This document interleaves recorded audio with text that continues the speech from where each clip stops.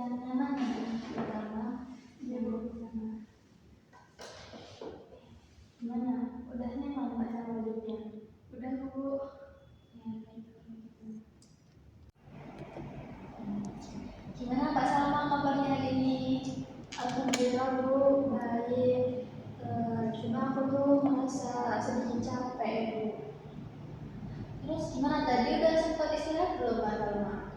Udah kok, tadi sebelum kesini kan istirahat, aku sempat ke kantin, beli makan siang dulu, terus aku juga sempat isoma. Ya, baik kalau gitu. Emang sih ya, Mbak Salma, dari yang Ibu lihat tuh Mbak Salma tuh kayak lagi capek gitu ya, lelah. Kayak lagi banyak hal yang sedang dipikirkan gitu ya Mbak Salma ya. Ya baik. Jadi di sini Ibu siap mendengarkan Mbak Salma. Mbak Salma bisa cerita dengan santai di sini sama Ibu ya. Jadi itu sebenarnya ya Bu, aku ini lagi kepikiran soal kedua orang tua aku Bu. Ya boleh selanjutnya ceritanya. Jadi itu mereka ini sering nuntut aku, tapi mereka tuh kayak nggak ngertiin aku gitu loh Bu.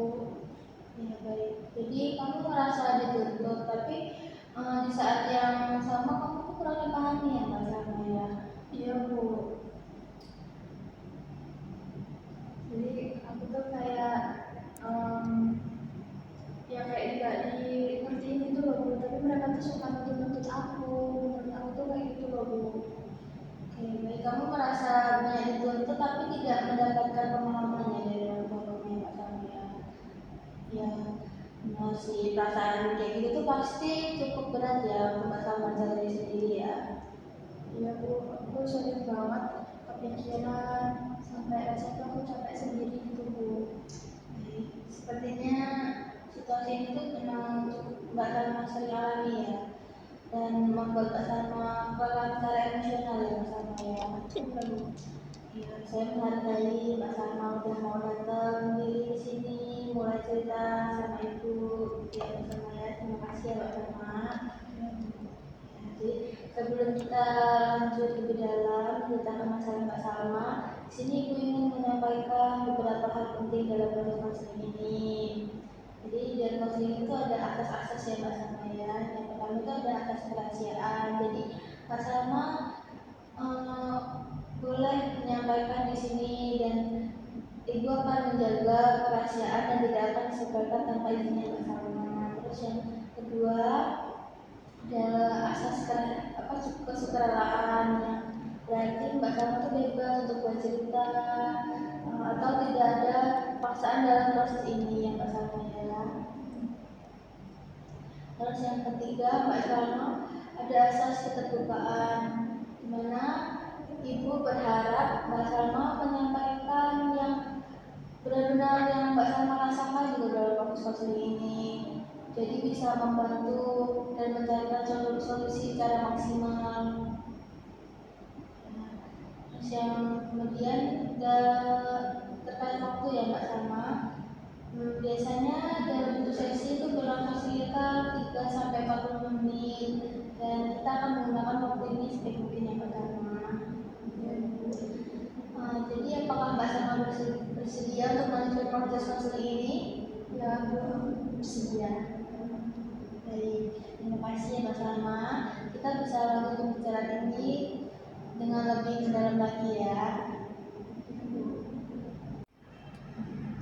Baik Mbak Salma, tadi kan Mbak Salma sempat bilang ya merasa dituntut dan tidak dipahami oleh orang tua.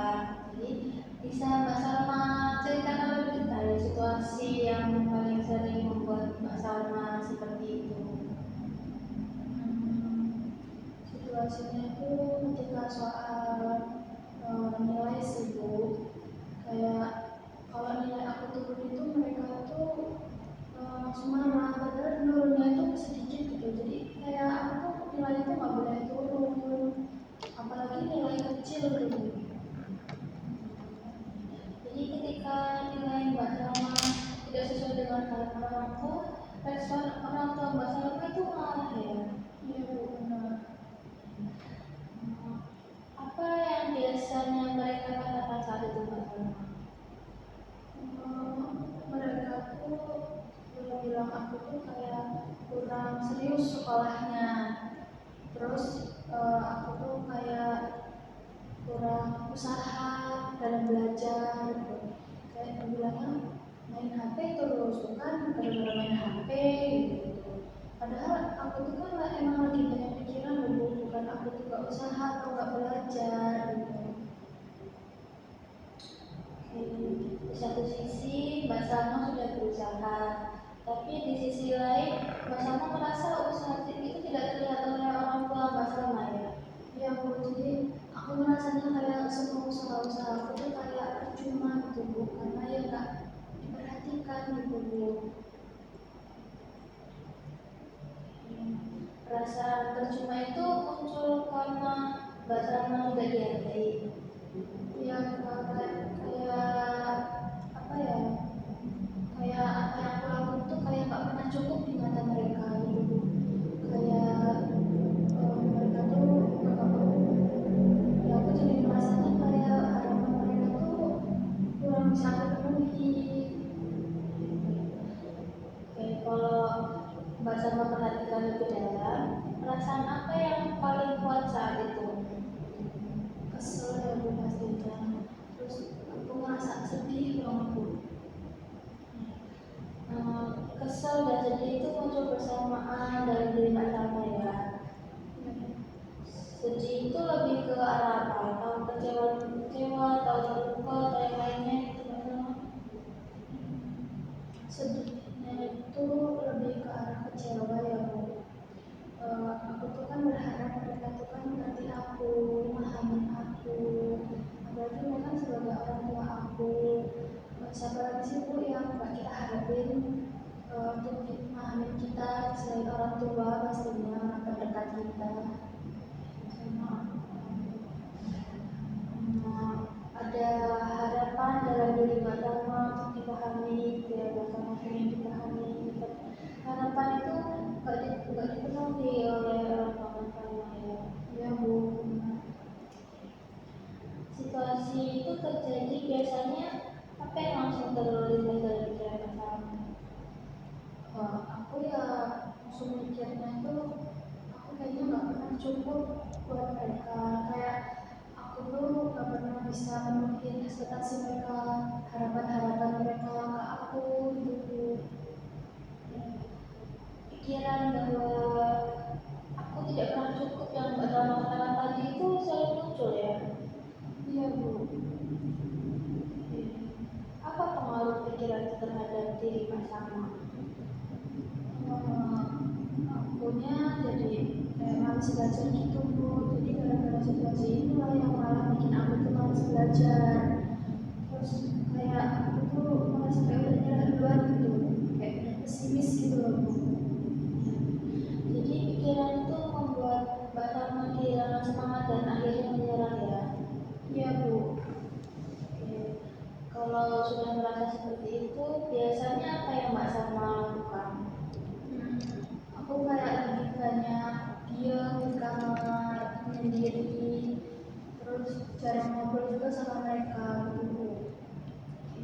Jadi Mbak Salma milih menarik diri dan menghindari komunikasi dengan orang tua ya Mbak Salma. Iya Bu. Terus bagaimana dampaknya terhadap hubungan Mbak Salma sama orang Mbak Salma? Untuk sekarang ini rasanya jadi kayak semakin jauh ya Bu. Bahkan jadi jarang ngobrol.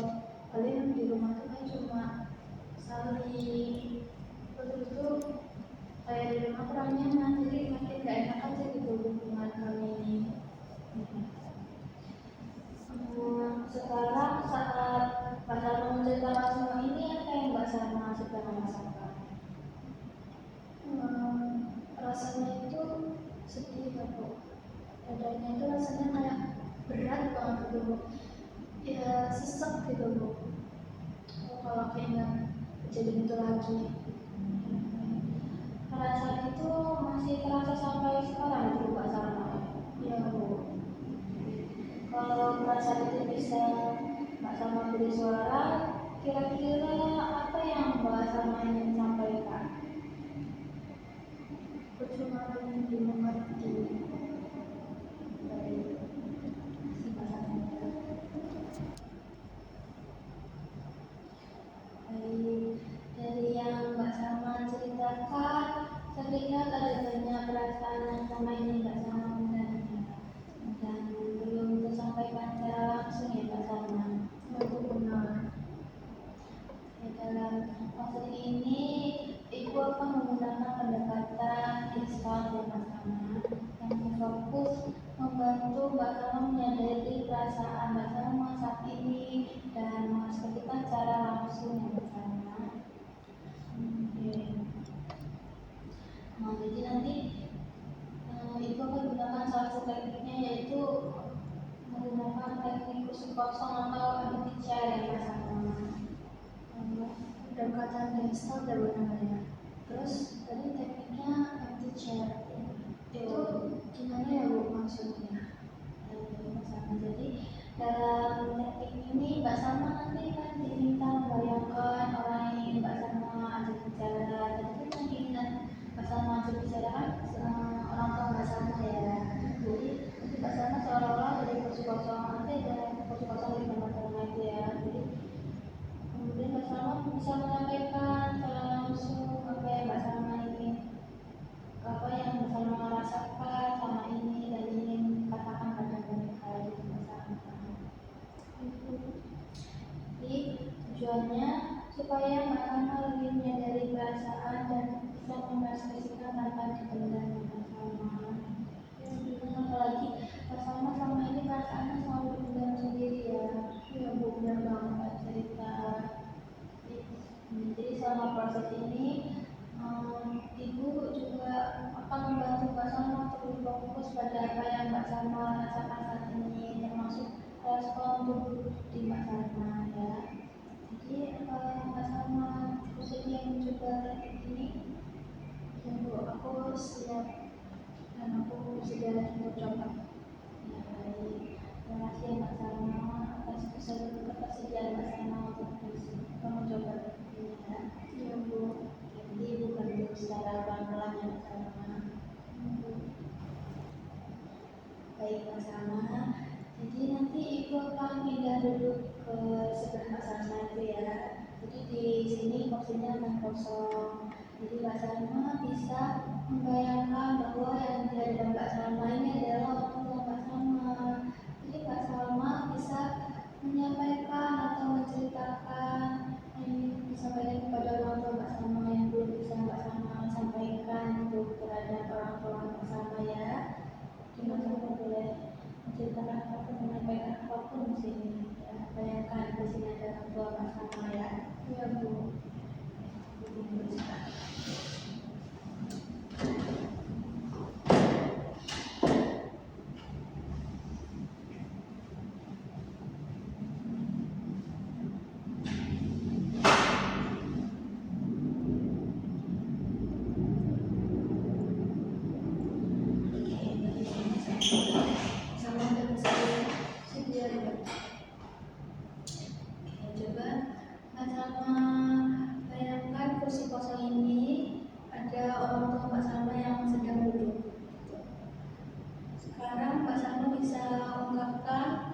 Langsung apa yang Mbak Salma sama ini ingin Mbak Salma katakan kepada orang tua Mbak Salma?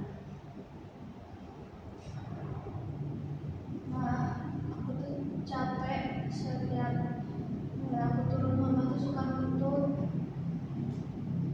Aku tuh juga punya batas. Coba Mbak Salma ulangi sekali lagi. Tapi kali ini lebih rasakan apa yang muncul dalam diri Mbak Salma. Mbak Salma mengatakannya. Pelan-pelan aja. Aku tuh capek. Aku tuh pengen kalian tuh ngerti aku. Jangan selalu menuntut aku. Ya baik. Apa yang Mbak Salma rasakan saat ini tepat ketika Mbak Salma mengatakan itu? Dada aku jadi semakin sesak ya Bu, kayak terasa ada yang berat gitu. Fokuskan perhatian Mbak Salma pada rasa sesak itu dan jangan dihindari Mbak Salma. Kalau rasa sesak itu bisa bicara, kira-kira apa yang ingin dia sampaikan Mbak Salma? Kayak aku terlalu lama nahan semuanya, aku terlalu lama mendam perasaan sedih aku, kecewa aku. Jadi menurut Mbak Salma, kamu menyadari bahwa selama ini Mbak Salma menahan banyak perasaan sendiri ya dia. Ya Bu.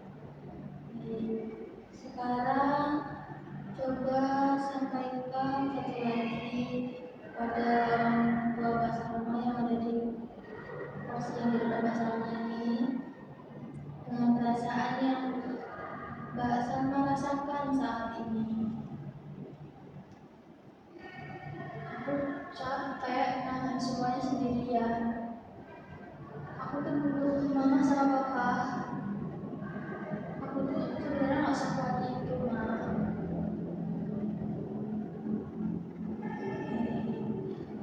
Apa perasaan yang paling kuat muncul saat mengatakan aku butuh kalian untuk Mbak Salma? Rasanya sedih banget ya Bu. Jadi sedih yang Mbak Salma rasakan ini apa lebih ke arah merasa kehilangan, kesepian, atau tidak diperhatikan Mbak Salma? Lebih ke arah kesepian ya Bu. Walaupun mereka ada, tapi aku merasa sepi. Kamu merasa kesepian meskipun secara fisik mereka ada di dekatnya Mbak Salma ya? Iya Bu. Saat ini ketika Mbak Salma menyadari rasa kesepian itu, apa yang sedang Mbak Salma rasakan di dalam diri Mbak Salma? Aku kepengen nangis Bu. Jika air mata Mbak Salma ingin keluar, Mbak Salma boleh membiarkannya. Saat ini di sini Ibu akan menemani kamu ya Mbak Salma. Iya Bu. Baik Mbak Salma. Tenangkan diri Mbak Salma. Keluarkan semua Mbak Salma. Jangan dipendam ya Mbak Salma.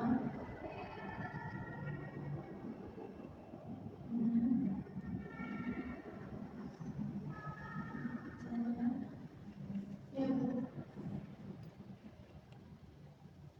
Jadi berasa lega. Loncat saja Mbak Salma. Aku udah mendingan.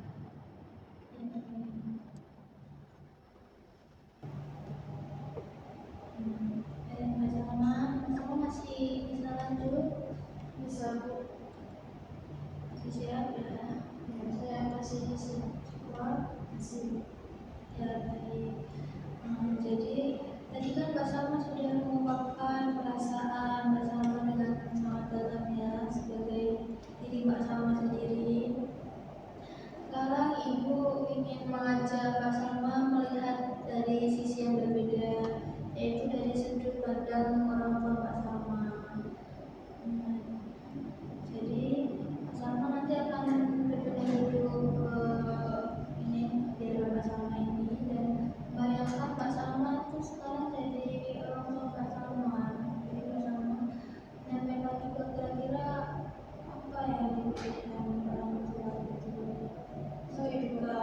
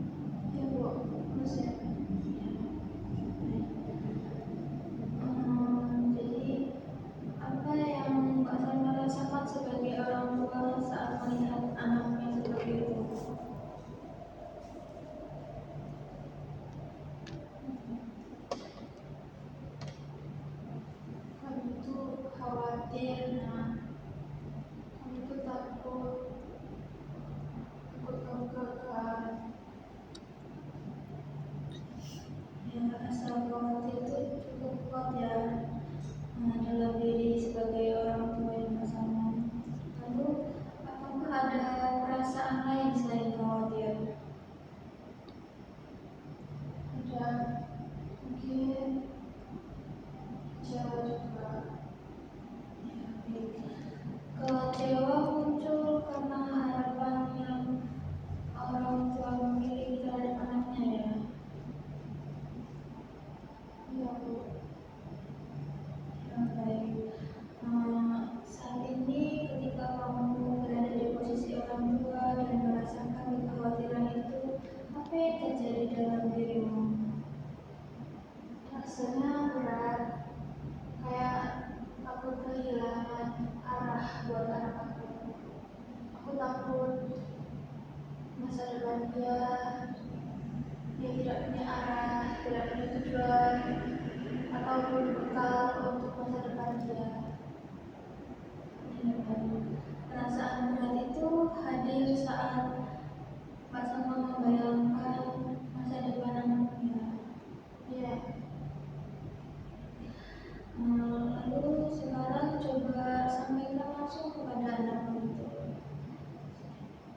Yang akan bersama sebagai orang sama gitu.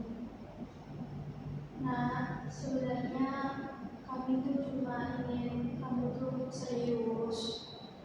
Kami juga ingin kamu tuh punya masa depan yang baik. Apa yang kamu rasakan saat mengatakan itu? Sedih juga sih, karena ternyata kamu malah bikin dia tertekan atas keinginan kami untuk dia menjadi lebih baik. Tapi mungkin cara kami membuat dia seperti tidak dipahami. Kayak bahasa lalu ada kesadaran ya bahwa niat baik justru diterima berbeda oleh anak yang bersama. Lalu bagaimana perasaanmu yang dari hal itu sekarang? Jadi merasa bersalah.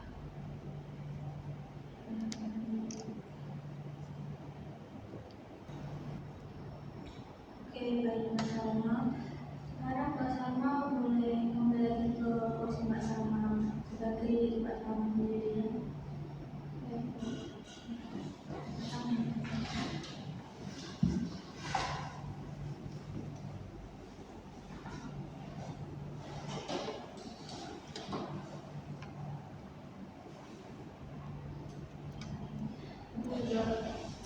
Kursi ibu ya.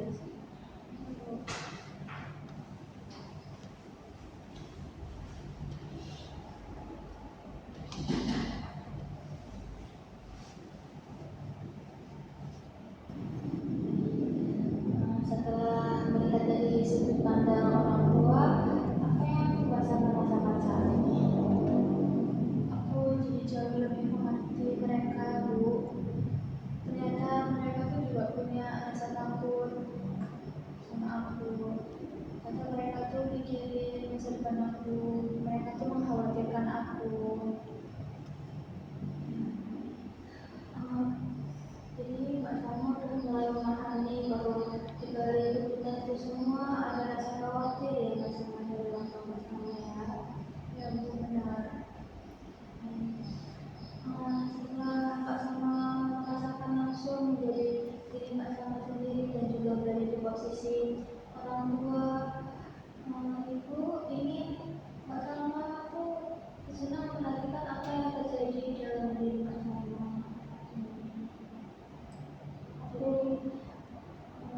Apa yang paling Mbak Salma sadari dari dua pengalaman tersebut? Jadi sadar ya Bu, ternyata selama ini aku ini cuma fokus ke perasaanku sendiri. Aku gak mencoba untuk mengerti juga perasaan orang tua aku. Kata mereka tuh bukan membenci aku atau menuntut aku secara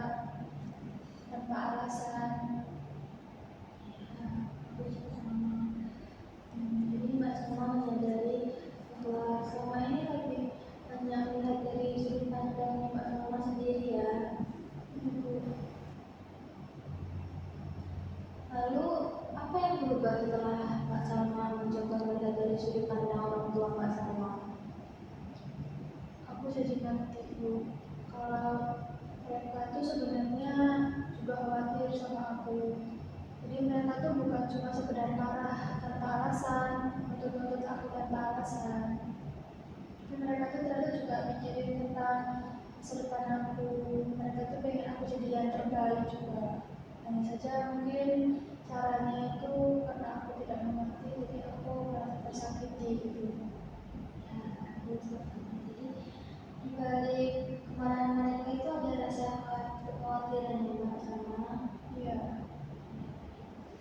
Sekarang bagaimana kamu melihat perasaan sendiri setelah yang tadi merasa sedih dan kesepian bersamaan dengan pemahaman tentang kekhawatiran orang tua bersama? Aku sih masih sedih ya Bu, tapi sekarang nggak terlalu marah. Jadi sekarang tidak bisa amarnya.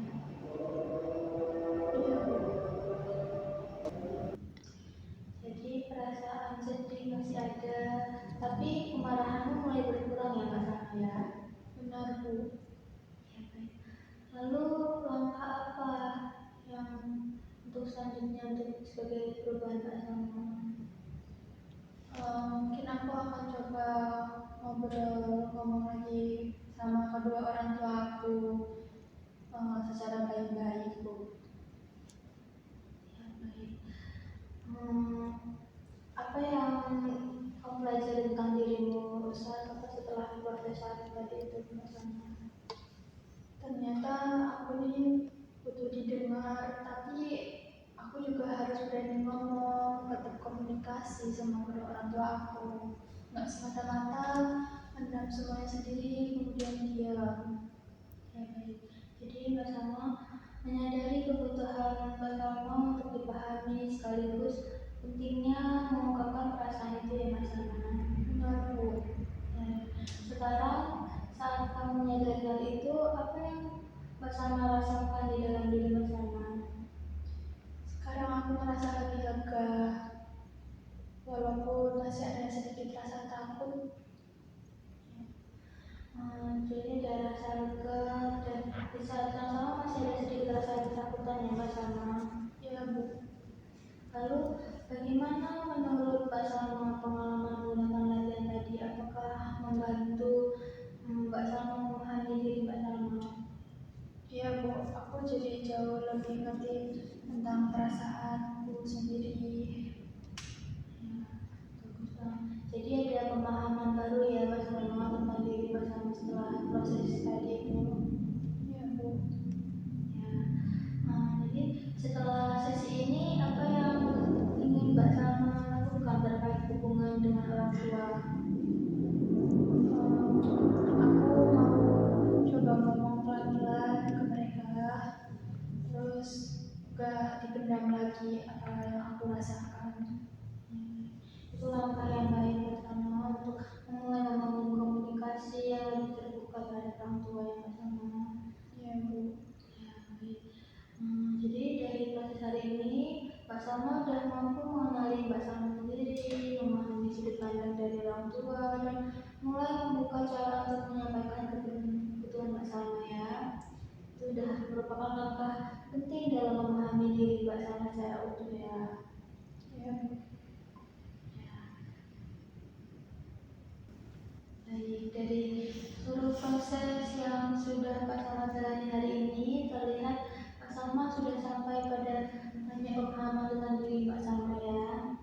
Iya, Mbak Salma sudah mampu mengenali perasaan sedih dan kesepian yang selama ini Mbak Salma pendam ya.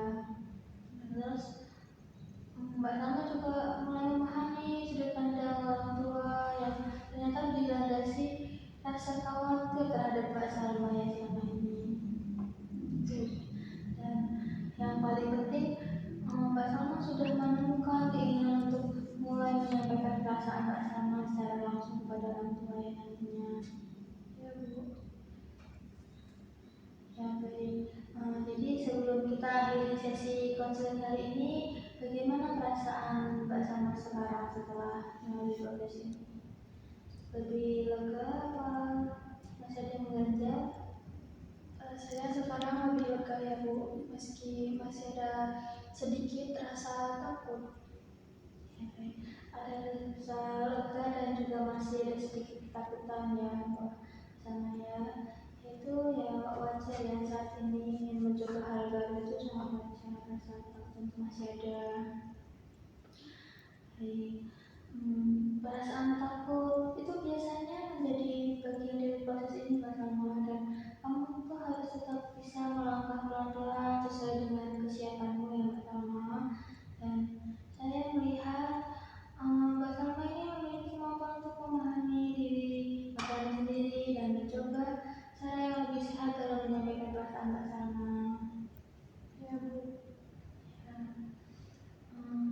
Untuk kedepannya Mbak Salma bisa mulai dari hal kecil, misalnya menyampaikan apa yang Mbak Salma rasakan dengan cara yang lebih tenang kepada orang tua ya Mbak Salma. Terus kita juga bisa melanjutkan sesi berikutnya untuk melihat bagaimana perkembangan yang Mbak Salma alami. Jadi Mbak Salma boleh lagi balik ke sini, boleh cerita lagi apa yang Mbak Salma udah alami ya, setelah sesi konseling ini yang sama.